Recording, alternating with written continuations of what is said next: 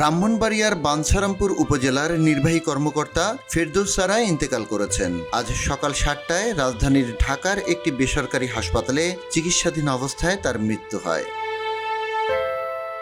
গত সোমবার কর্মস্থলে দায়িত্ব পালনকালে তিনি অসুস্থ বোধ করেন। পরে চিকিৎসার জন্য তাকে ঢাকায় নেওয়া হয় এবং একটি বেসরকারি হাসপাতালে ভর্তি করা হয়। তিনি ঠান্ডাসহ মাইগ্রেনজনিত জটিলতায় ভুগছিলেন।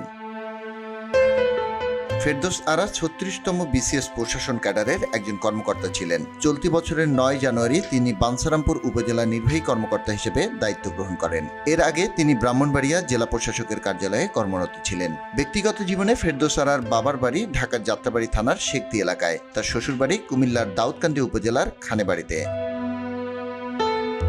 নির্বাচন কমিশন সচিবালয়ের সিনিয়র সচিব বরাবর উপজেলা নির্বাহী কর্মকর্তা ও সহকারী রিটার্নিং অফিসার ফেরদৌস আরা এর মৃত্যুর বিষয়টি অবহিতকরণ ও পরবর্তী প্রয়োজনীয় ব্যবস্থা গ্রহণের বিষয়ে চিঠি দেন ব্রাহ্মণবাড়িয়া জেলা নির্বাচন কর্মকর্তা মোহাম্মদ সানিয়াজ্জামান তালুকদার।